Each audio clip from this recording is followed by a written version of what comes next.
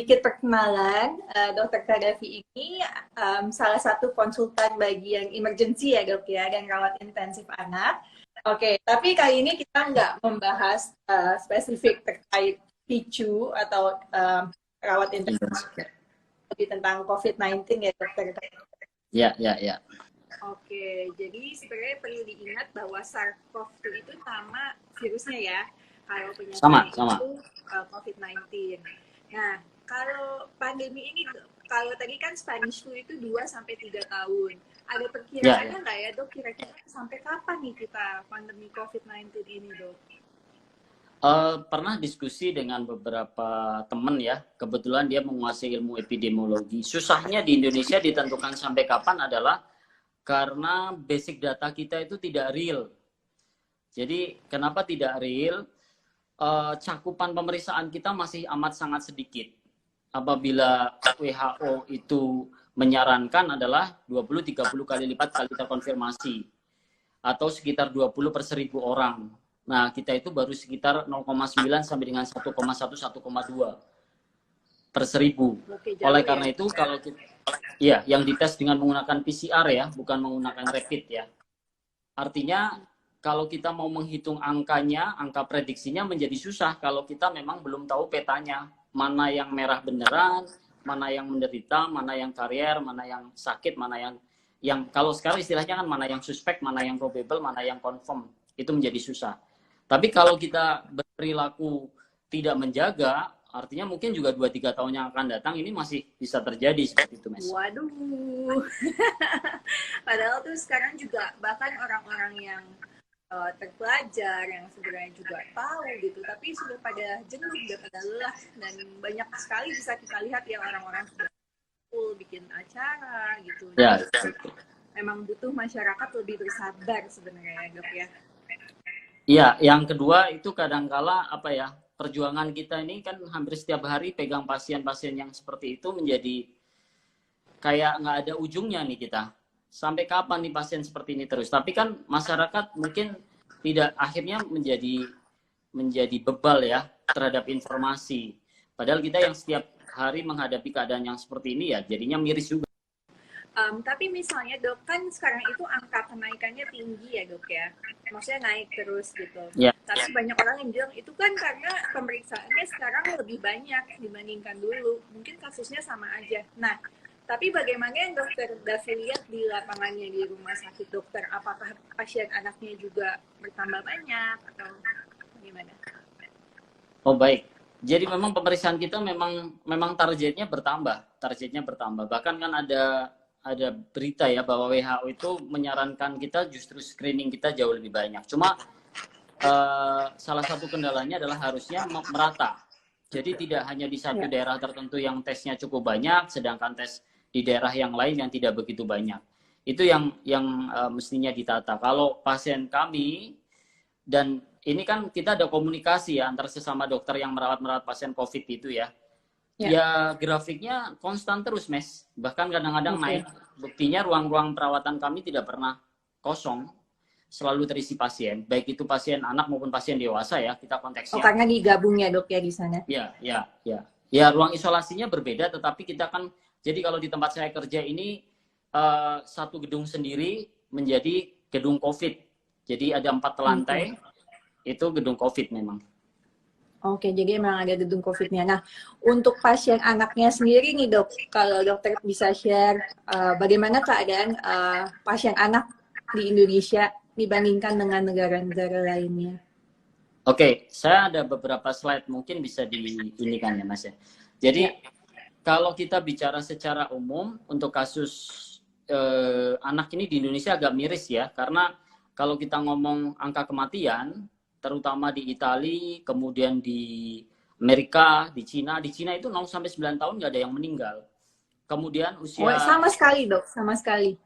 Sama sekali. Nanti ada beberapa data yang saya share. Jadi berdasarkan report ya, kita kan lihat dari report. Mereka 0-9 tahun nggak meninggal, tapi usia 10 sampai dengan 19 tahun itu ada 0,2% yang meninggal. Kemudian untuk yang secara total, saya dapat data, untuk Cina itu kurang dari 0,1% yang meninggal.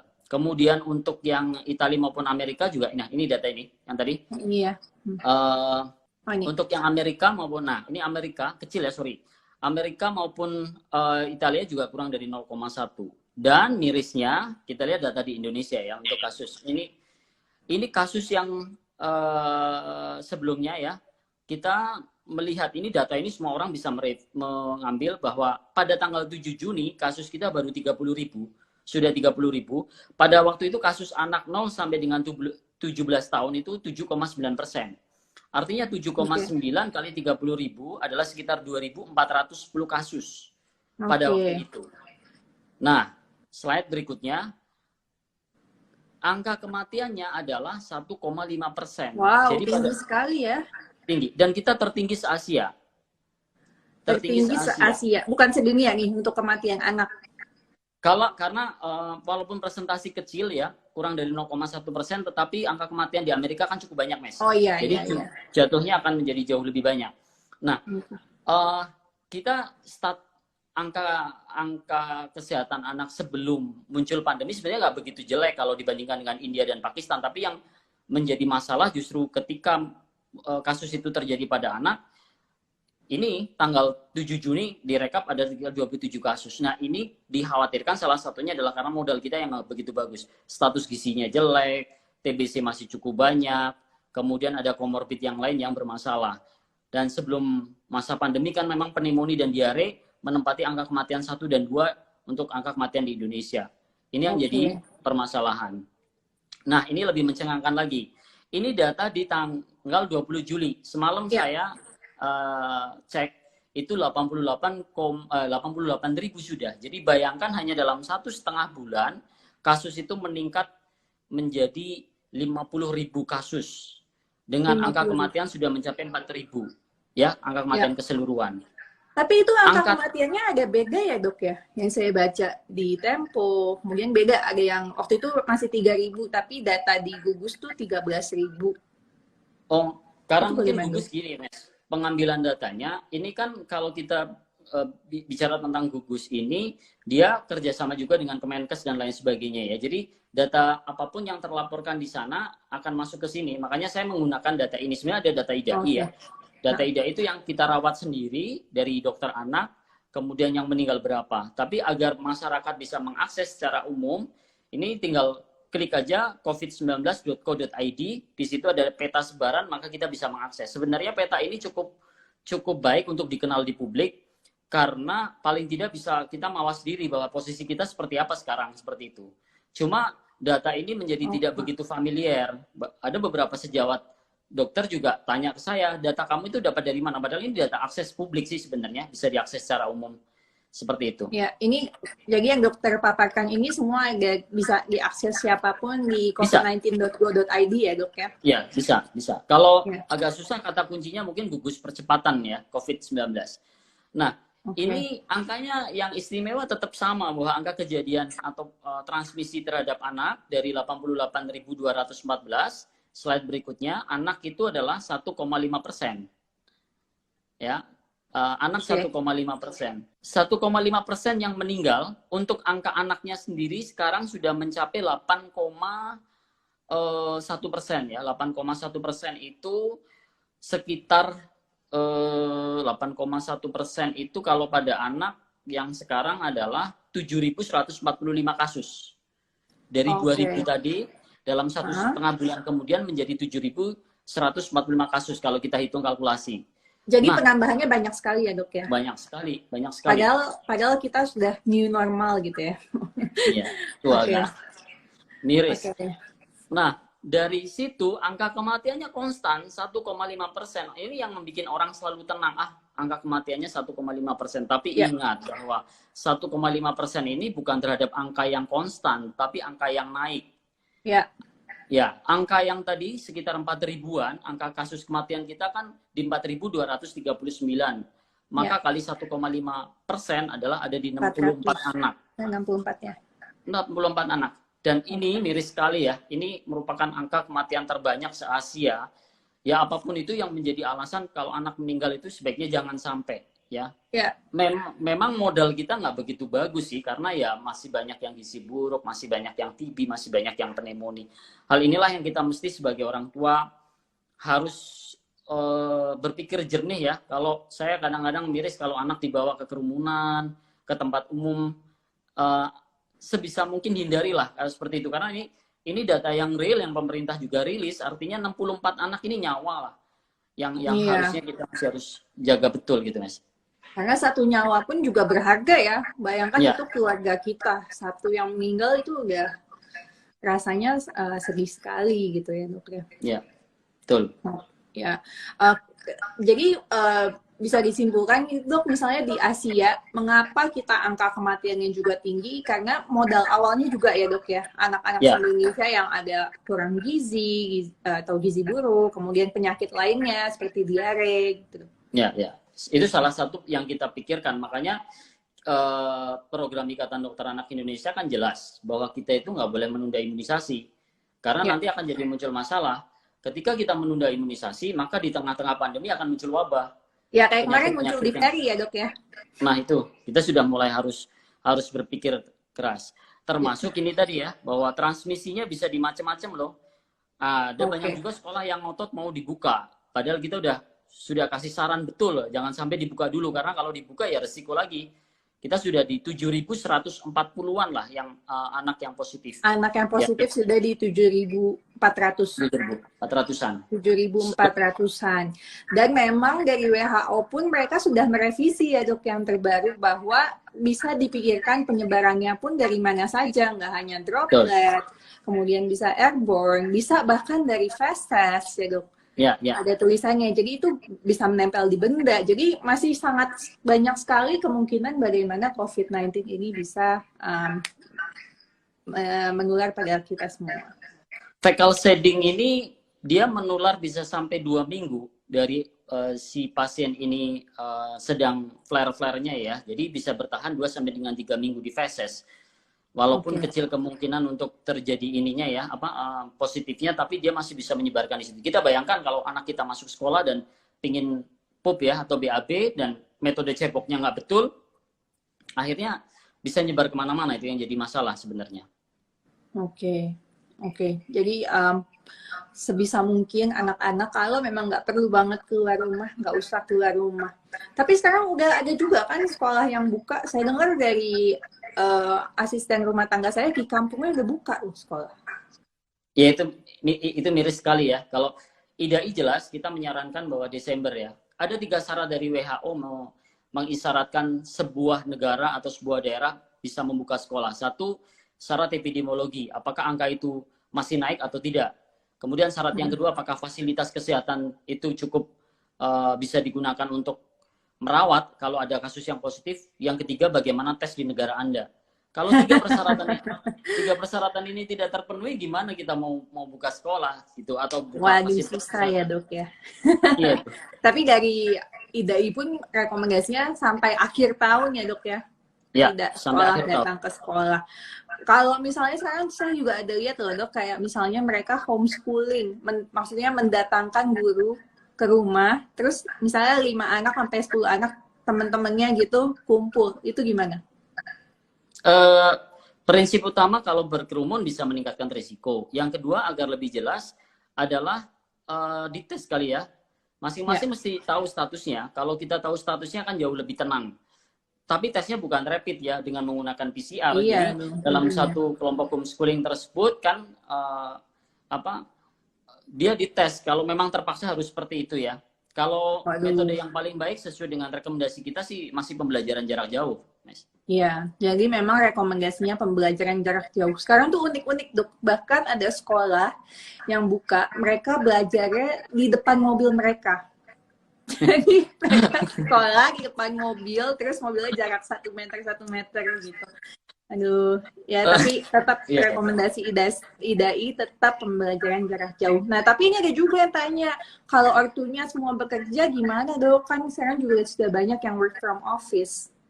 Ya, kemarin juga ada untuk tempat penitipan anak sempat kita bahas ya. Jadi IDAI rapat dengan KPAI dan ada sebuah tempat penitipan anak yang memang mau dibuka. Okay.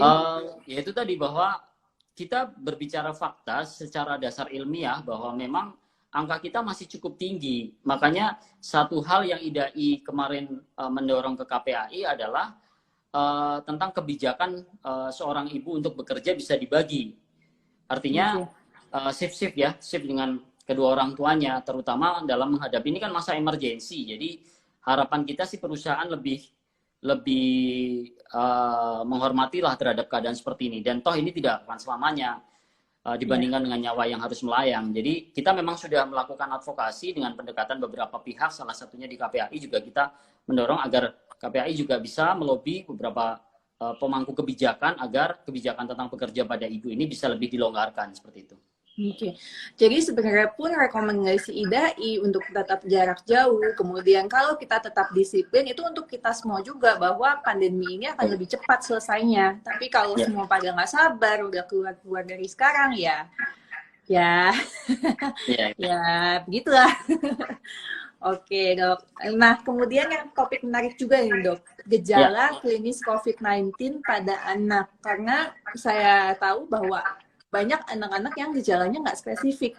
Jadi gimana, kapan orang tua tuh harus waspada anaknya kena COVID?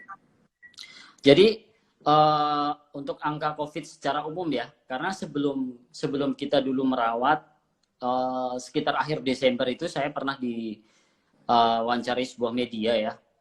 Saya juga bingung awal-awal karena memang masih belum merawat. Tapi kita belajar dari kasus-kasus yang ada di Cina, kasus-kasus yang ada di Eropa yang terlebih dahulu muncul.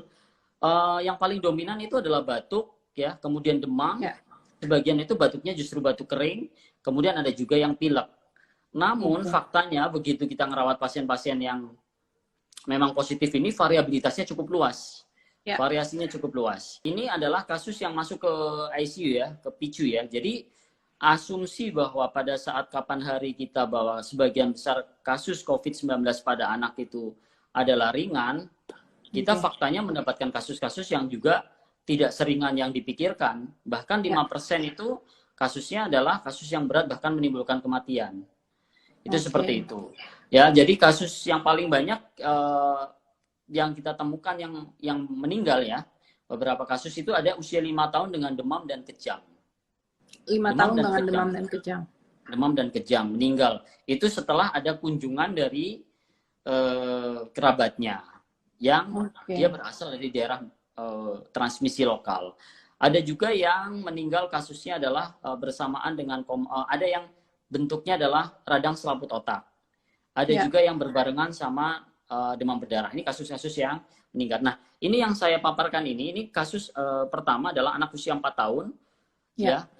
Kita meruntuhkan asumsi orang bahwa anak kecil itu kalau terkena COVID itu ringan. Ini faktanya kita mendapatkan pasien ya usia 4 tahun, dia gejalanya adalah batuk hanya 3 hari, pilek 3 hari, sesak itu 2 hari, dan begitu difoto sudah seperti ini.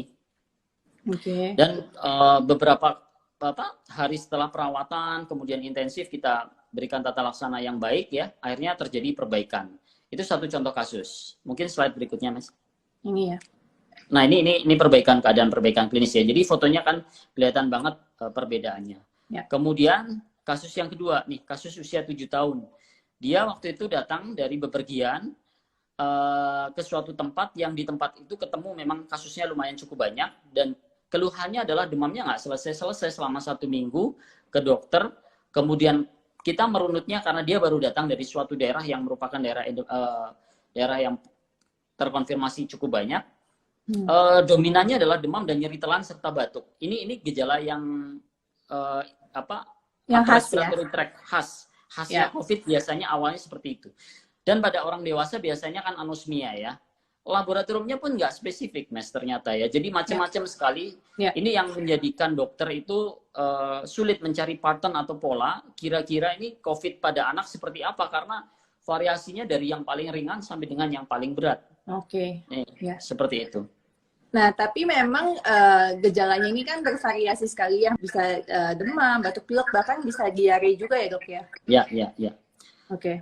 Ada anak usia 12 tahun masuk rumah sakit dengan nyeri perut dan 1-2 hari kemudian diare. Cuma nih satu keluarga ini dia terkonfirm. Jadi akhirnya dia dirunut juga, ternyata dia memang confirm. Tapi nggak begitu berat, setelah itu dia membaik, cuma swabnya susah untuk negatif. Nah, ini satu gambaran bahwa memang reseptor atau tempat menerimanya COVID itu posisinya bukan hanya di sistem saluran pernafasan, tapi di saluran cerna juga ada reseptornya itu. Oh, seluruh tubuh. Kalau yang saya dengar juga bahkan ada yang gejala ruam-ruam kulit, kayak Ya. Kawasaki, menyerupai Kawasaki gitu, Dok. Ya, ya betul. Memang ada yang ruam kulit, kemudian ada juga yang pada anak yang lebih besar trombosis ya. Jadi ujung-ujung jarinya kebiruan seperti itu. Itu yang terjadi. Jadi memang variabilitas kasusnya cukup luas. Ini yang kita mesti harus waspada. Saya ada satu kasus di usia 6 bulan, pasien itu tidak ada demam. Dia hanya dominan di sesak. Sesak ini udah lama. Ternyata begitu di swab terkonfirmasi. Nah, kasus yang semacam ini ketika kita ngadepin kasus sesak bisa jadi ini komorbid sebenarnya bersamaan dengan ada orang penyakit yang kontak lain. dengan dia. Ya, seperti itu. Nah, ini pertanyaan dari Diza Tanzira. Pertanyaan mewakili banyak orang tua nih. Jadi gimana dong, Dok? Misalnya anak batuk, pilek, demam. Kita bedain itu COVID atau biasa. Sedangkan mau bawa ke rumah sakit tuh takut banget.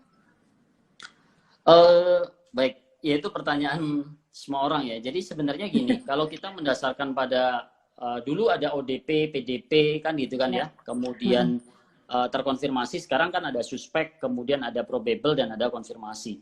Kalau kita bicara tentang definisi suspek saja, ISPA, dan dia pernah singgah atau dia tinggal di daerah yang terkonfirmasi selama 14 hari, itu sudah kita bilang suspek. Ya. Apalagi kalau kita bicara anak secara klinis memang ada gejala pneumonia, batuk, sesak, panas, dan kita tinggal di daerah transmisi lokal, itu adalah suspek yang memang harus dirunut. Sedangkan sekarang sebagian besar wilayah Indonesia adalah wilayah transmisi gitu kan, Dok? Nah,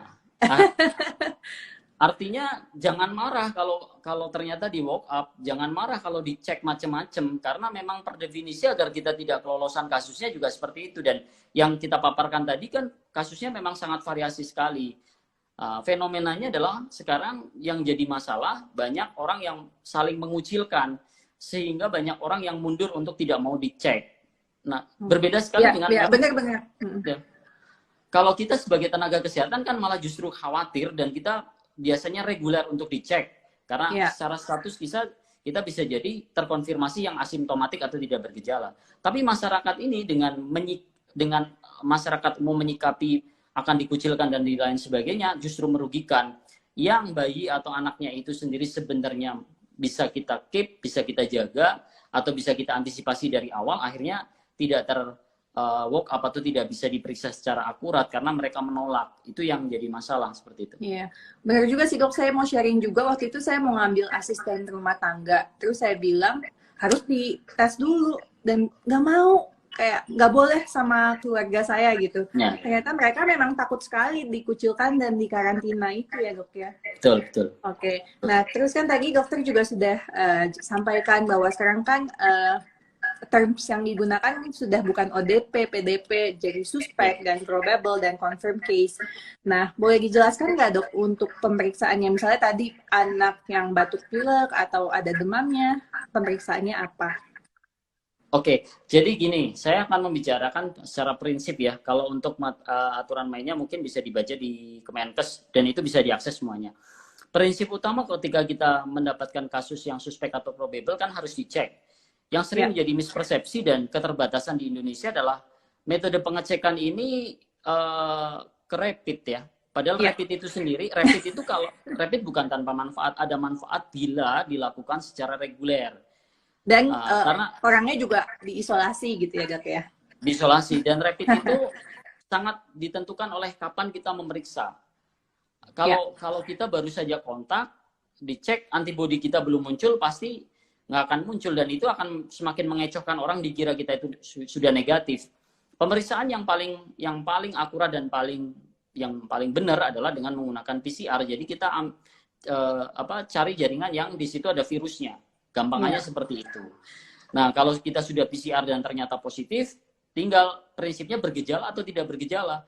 Kalau tidak bergejala ya konsisten untuk karantina mandiri di dalam rumah, karena kalau kita keluar Andekan kita tidak bergejala, kemudian imun sistem kita sedang turun dan kita kontak dengan berbagai macam penyakit, malah justru kita menjadi macam-macam terinfeksi, atau kita menjadi subjek yang bisa menularkan ke semua orang yang jadi masalah.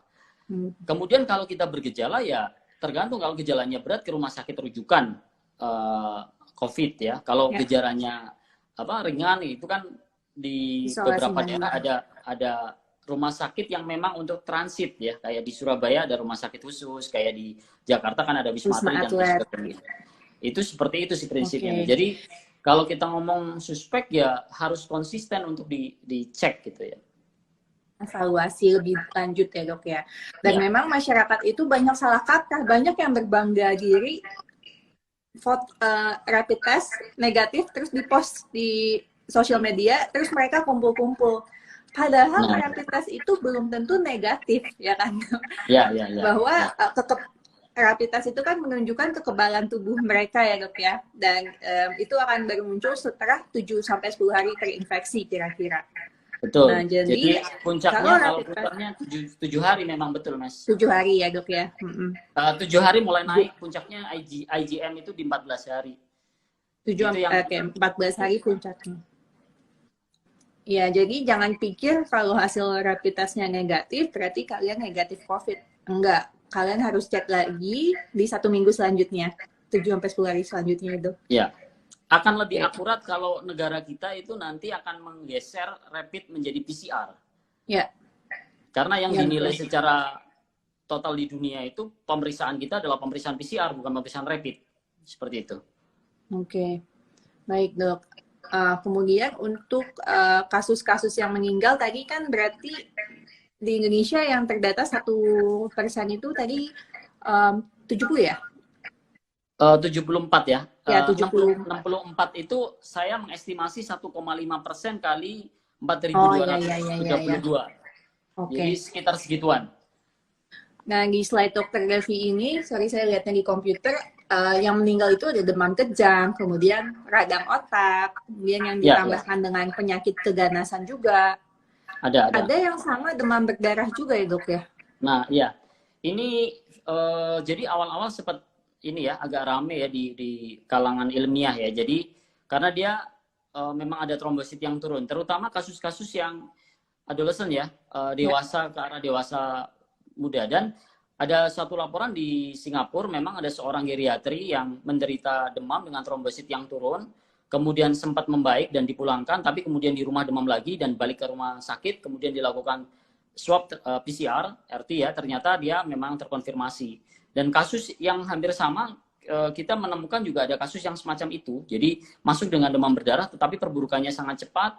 Dan kemudian postmortem kita lakukan swab, ternyata memang suatu terkonfirmasi COVID. Nah, kasus-kasus yang semacam ini yang kita mesti hati-hati karena komorbid ya.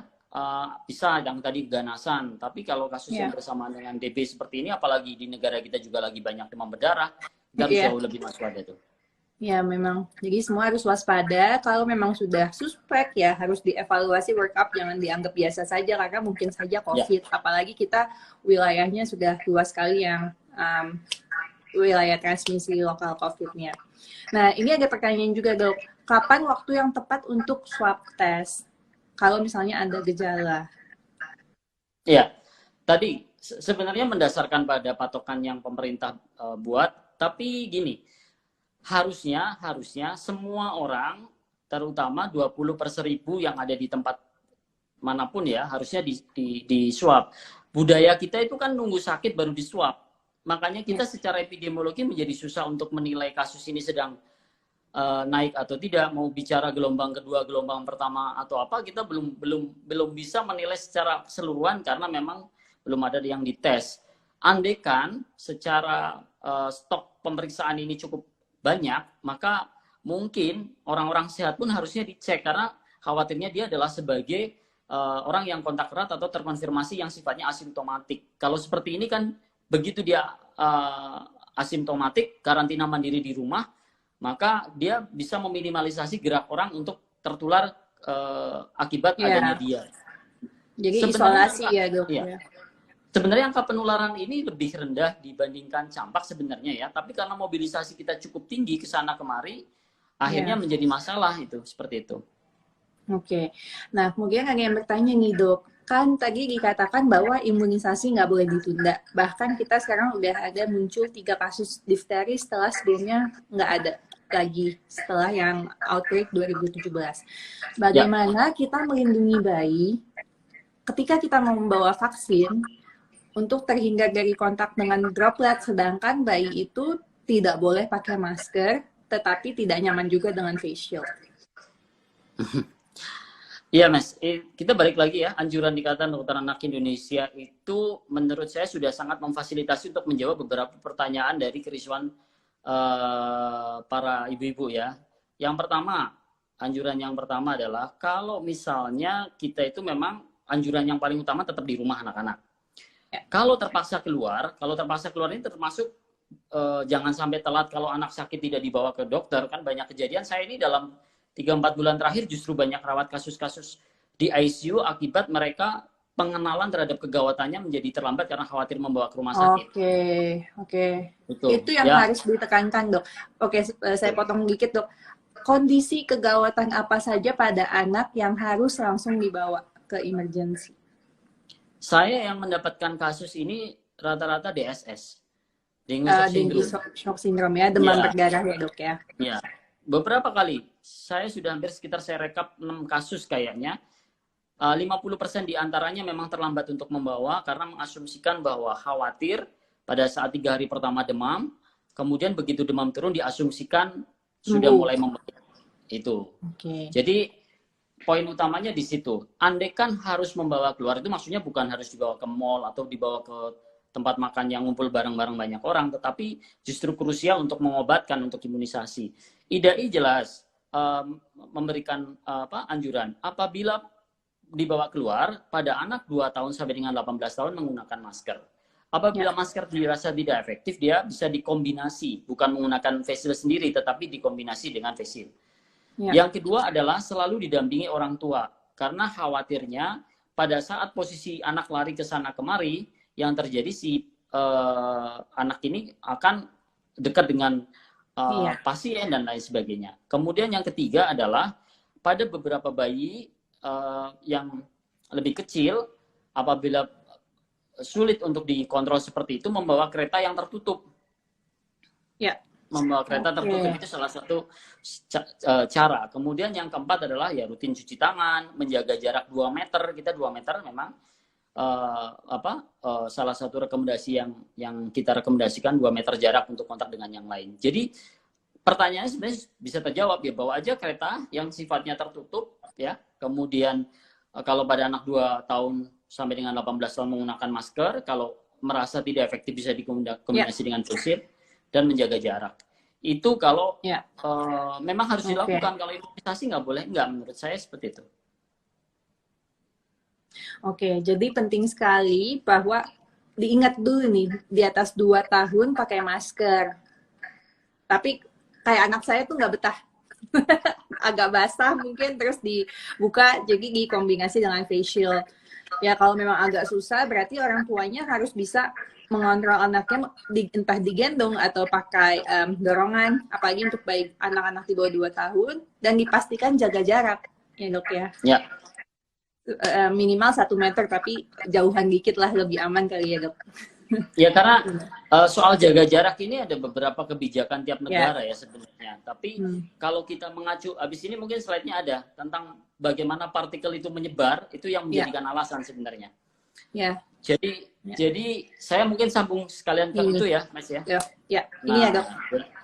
Jadi kalau, ini menurut saya cukup bisa menjelaskan ke masyarakat. Jadi partikel itu ada yang kurang dari 10 mikron. Kalau menyebar gitu namanya aerosol. Dia bisa terbang kemana-mana, dan karena partikelnya kecil, apabila terhirup oleh orang bisa masuk ke sistem saluran pernafasan bawah. Ada juga yang partikelnya besar, namanya spray droplet. Ketika kita batuk, jaraknya bisa mencapai lebih dari 2 meter. Tapi kalau kita bersin bisa mencapai 6 meter dari tempat kita. Sedangkan, itu. Kalau dry droplet yang biasa saja, ketika kita menarik nafas dan menghembuskan nafas, itu jatuhnya di 1,5 meter. Jadi jarak 2 meter itu ya dipikirkan memang dari hasil kajian ilmiah. Kalau kita hanya di jarak 1 meter, resikonya masih sangat besar untuk terjadi penyebaran yang seperti ini. Oleh karena itu dibikin jarak aman di 2 meter. Itu seperti itu. Perlu diingat untuk jarak aman 2 meter. Tapi kalau bisa lebih jauh lagi lebih bagus. Karena kita nggak tahu tiba-tiba suatu saat di sekeliling kita yang 2 meter itu batuk, terus jaraknya kena 6 meter, kan bisa berisiko juga. Jadi memang sebisa mungkin jaga jarak. Oke. Nah kemudian nih ada yang bertanya juga. Oke, jadi tadi Dok mungkin boleh dikasih tahu lagi ke para audiens apa saja sih kondisi yang anak harus segera dibawa ke rumah sakit, misalnya demam tinggi, kejang. Jadi beberapa hal yang bisa mengecoh kita ya ke sumber datang berobat dengan posisi dia diare, kemudian membaik. Dan dari hasil ngobrol adalah nanti kalau dia nanya kalau misalnya nggak begitu berat, boleh nggak Dok kalau kita observasi di rumah? Oh ya boleh aja. Ternyata dalam kasusnya setelah perjalanan ke sini ada demam selama 1 minggu dan orang tua khawatir untuk membawa. Sampai dengan dibawa ke kita ke IGD dalam keadaan status epileptikus sudah kejang lebih dari 30 menit. Dan hampir tidak tertolong. Saya sampai melakukan intraoseus pada pasien. Jadi itu akhirnya ya tertolong juga alhamdulillah. Ini adalah hal-hal kecil yang kelihatannya hanya demam, tapi impact-nya begitu besar terhadap risiko untuk kematian yang begitu besar. Jadi sebenarnya kalau dia bawa sebelum-sebelumnya dalam situasi walaupun terjadi pandemi, tapi mesti harus tahu kapan saya bawa ke rumah sakit, kapan tidak, maka ini akan lebih bisa ketolong. Ya walaupun ketolong dengan heroik ya, tapi menyulitkan kita dan membuat adrenalin rush ya. Jadi orang tuanya juga sempat khawatir dan lain sebagainya. Oke, mungkin tadi juga yang bisa dijelaskan biasanya memang kan kalau demam berdarah itu kan demam kemudian turun ya Dok. Nah pas turun itu banyak orang tua yang merasa anaknya baikan. Padahal kalau demam berdarah pas turun, walaupun demamnya turun anaknya malah lemes. Bukan malah happy. Jadi harus curiga demam berdarah. Kalau misalnya udah demam 3 hari tinggi, terus demamnya turun tapi anaknya masih lemes, harus langsung dibawa ke rumah sakit ya Dok. Bahkan demam di atas 3 hari juga harusnya bawa ya Dok ya? Bawa. Karena kita demam di atas 3 hari bawa. Ya, karena kalaupun dia suatu virus ya, yang non demam berdarah kadang-kala akan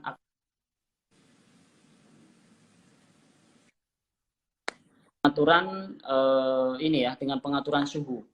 Tapi dalam situasi kalau ada demam kontinus yang terus-menerus kita nggak bisa mengontrol, kita mesti ingat salah satu yang perlu kita pikirkan adalah dari demam berdarah. Oke, jadi tadi mau jelasin lagi selain untuk vaksin, kemudian kalau ada demam yang tinggi sekali, atau ada kejang misalnya, atau ada anak yang diare atau muntah, terus anaknya nggak mau makan, nggak mau minum, jadi asupannya sedikit, langsung dibawa ke rumah sakit, ke emergency. Sebenarnya jangan takut, karena di rumah sakit pun sudah dijalankan protokol-protokol kesehatan yang sesuai. Oke, jadi tadi mungkin bisa disimpulkan yang dari Dr. Davi. Pertama, bahwa case di Indonesia itu cukup tinggi, bahkan sudah melampaui Cina, apalagi untuk kasus anaknya. Di Indonesia angka kematiannya itu 1,5%, sedangkan di Cina sendiri tidak ada anak yang meninggal, di Amerika 0,1 sampai 0,2%. Banyak yang justru terlambat datang karena takut ke rumah sakit. Jadi harus waspada. Kapan pemeriksaan swab paling baik dilakukan? Untuk pemeriksaan swab itu sebenarnya dia akan mendeteksi virus atau partikel dari virus saat itu juga. Jadi memang ketika kita sedang ada virusnya, itu akan terdeteksi. Tapi kalau rapid test atau serologi test, sebenarnya rapid test itu adalah tes serologi yang hasilnya sangat cepat. Intinya mereka tes itu menilai kekebalan tubuh. Nah, kekebalan tubuh itu baru akan muncul setelah hari ke-7 sampai maksimalnya di hari ke-14. Jadi, kalau misalnya terjadinya di hari ke-5 gitu kita swab test ya, kita rapid test ya hasilnya akan negatif gitu. Selamat datang kembali. Tidak apa Dr. Devi. Oke. Jadi dari Dr. Devi ini ada pesan apa untuk para orang tua terkait COVID-19 ini untuk mungkin di rumah kali ya salah satunya. Jadi gini ya Mas, jadi karena kita itu kan frontliner ya, jadi pasien itu selalu ada di mata kami ya, di depan dokter anak, di depan perawat anak, di depan ini ya. Jadi memang ada kasusnya ada dan variabilitas dari ringan sampai dengan berat. Kan sekarang banyak yang berasumsi bahwa nggak percaya sama kita. Kalau memang mau melihat pas ada kasusnya, kalau memang mau masuk silahkan mau lihat kasalnya seperti itu ya. Jadi ada kasus ini. Nah, kita sebagai orang tua, karena anak ini investasi bangsa, kita lindungi. Bagaimana cara melindunginya? Sementara waktu ini, saat angka pandemi ini masih tetap naik, 88.000, kita sudah hampir 100.000 kita, maka anak lebih baik tetap ada di rumah. Kemudian yang kedua, kita sebagai orang tua yang kesana kemari bekerja, memang secara ekonomi kita yang kesana kemari ya, harus tahu diri. Begitu sampai rumah ya mesti harus mandi, mesti harus bersih-bersih diri, jangan pegang anak dulu. Karena resikonya kita ketemu banyak orang. Kemudian untuk yang masalah sekolah, kita semuanya dari Ikatan Dokter Anak Indonesia sudah menegaskan bahwa paling aman dievaluasi nanti di akhir tahun. Karena resikonya, sekarang kalau banyak orang bicara, wah kan nggak ada yang nular sesama anak ya, karena selama ini posisinya masih di rumah. Pasien-pasien kita ini kan kalau yang batuk pilek sudah mulai turun karena memang nggak ada proses sekolah. Yang dikhawatirkan adalah begitu mereka masuk nanti terjadi sesuatu ini yang kita tidak bisa kontrol. Bagaimana angka infeksinya, penularannya dan lain sebagainya. Itu yang kita antisipasi. Yang ketiga, andekan terpaksa membawa untuk berobat atau imunisasi memang mesti dilakukan karena cakupan imunisasi kita tahun lalu itu hanya 60-70%. Kita udah modalnya nggak begitu bagus. Apalagi dengan pandemi seperti ini. Udah ada data belum dok sekarang berapa cakupannya selama COVID ini? Belum pernah dirilis sih dari IDAI, tapi mestinya sudah mulai kita susun. Menurun lagi. Padahal targetnya adalah ya 100% lah ya dok. 100%. Tahun lalu aja maaf nggak tercapai 100%, apalagi dengan pandemi. Kan akan semakin miris di tengah-tengah pandemi muncul endemis atau muncul pandemi wabah yang gitu. lain lah kan. Itu yang jadi problem di kita. Oleh karena itu kita sebagai orang tua, andaikan ingin membahagiakan orang tua itu bukan ke mall saat ini saatnya ya, kita bisa menggunakan alternatif lain yang meminimalisasi proses infeksi karena memang variabilitas penularan pada anak sangat bervariasi mulai dari yang paling ringan sampai dengan kematian, dan kasus itu memang ada di sekitar kita yang merawat pasien gitu Mas. Oke. Nah, ada yang bertanya lagi nih dok, untuk mencegah anak-anak terinfeksi SARS-CoV-2 atau COVID-19, apakah butuh minum vitamin? Ya, gini. Pada intinya adalah nutrisi yang seimbang. Tidak ada rekomendasi vitamin khusus. Karena kalau kita ngomong vitamin, nanti panik beli. Apapun dibeli, jadi habis nanti. Jadi, ini kan kalau kita bicara tentang anak misalnya, kan ada anak yang sistem imunnya bagus, ada anak yang sistem imunnya tidak bagus misalnya. Kunci utama adalah hindari kerumunan, karena ini penularannya adalah lewat kerumunan. Seorang anak yang ada di rumah, walaupun imun sistemnya tidak bagus atau imunokompromis, itu akan lebih bisa diselamatkan dibandingkan dia kesana kemari dengan meminum vitamin atau multivitamin apapun, karena itu tidak menjamin untuk melindungi seorang anak ini dari COVID.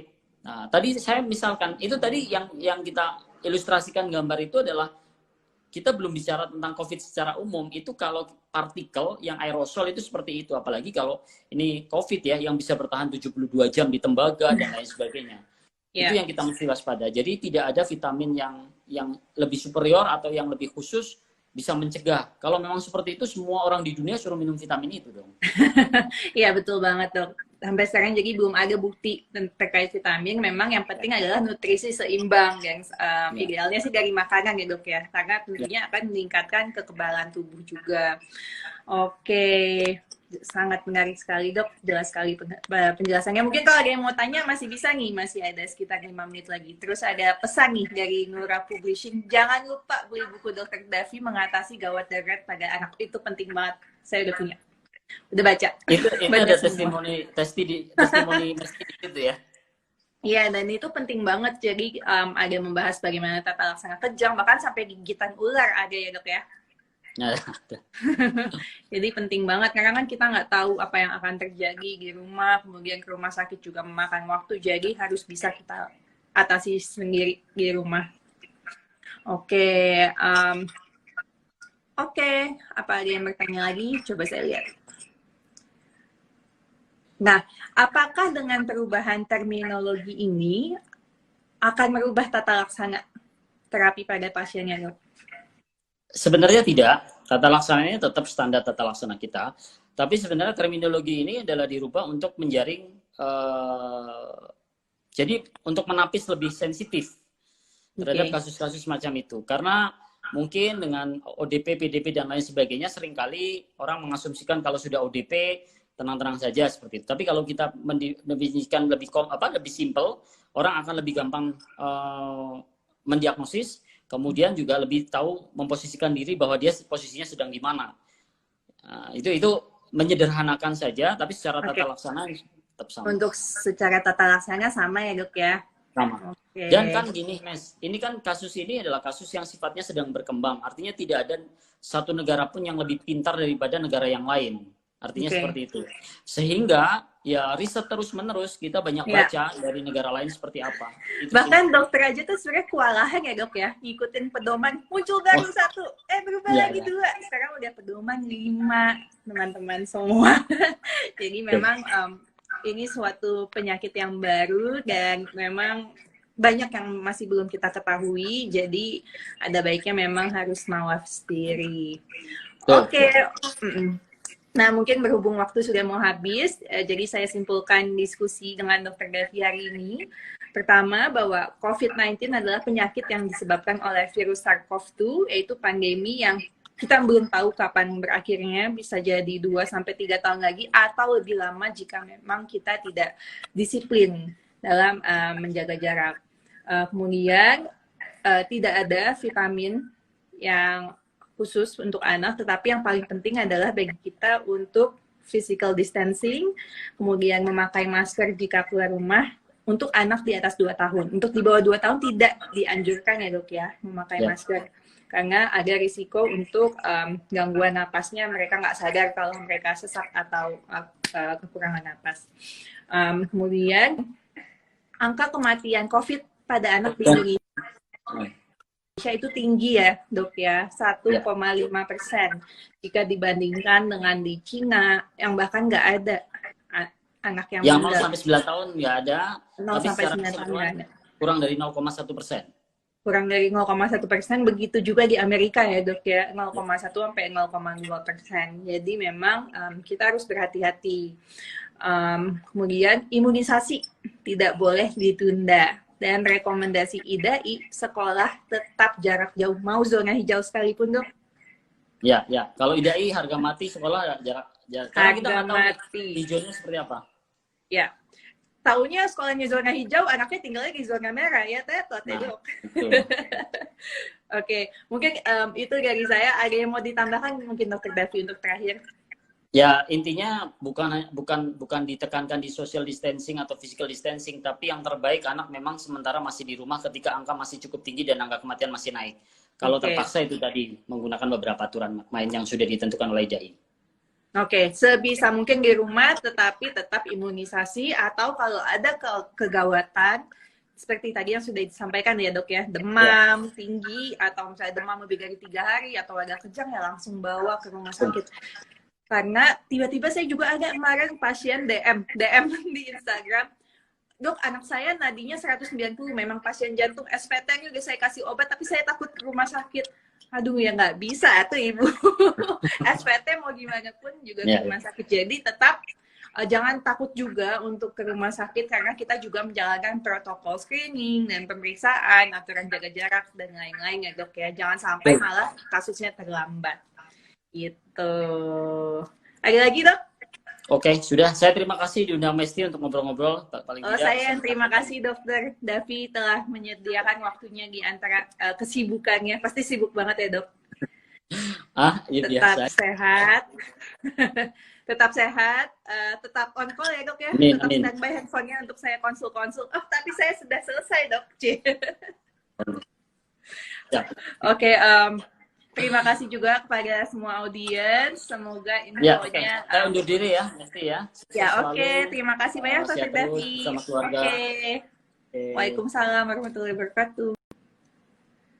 Oke, semua terima kasih sudah ikut di diskusi hari ini.